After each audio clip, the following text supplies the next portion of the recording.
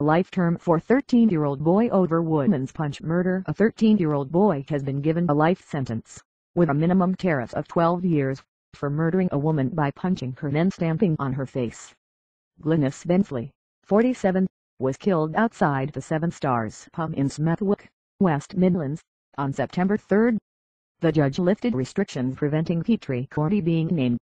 A second defendant, Zoheb Majid, 20, of Cheshire Road, Smethwick, was jailed for 10 years at Wolverhampton Crown Court, for her manslaughter. He was found not guilty of her murder. Judge John Warner said Kurti had been described afterwards as boastful and not caring less, but also later crying, saying you had not meant to do it. Both defendants were also found guilty of robbery after they stole her phone, cash, cigarettes and jewellery before leaving her for dead.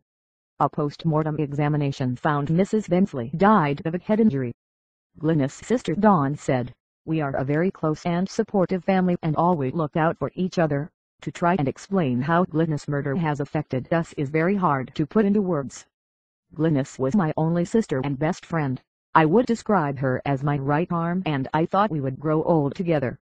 Mrs. Bensley had visited the Seven Stars pub and was on her way home when she was attacked, West Midlands police said.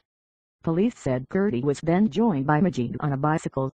After he had robbed her, Kurti stamped on her face with such force his footprint was left on her cheek, a spokesman said. Martin Linnett, from West Midlands Crown Prosecution Service, said, "These two defendants had targeted Ms. Bensley because she was a vulnerable female who was walking home on her own that night. Our thoughts are today with the family and friends of Ms. Bensley.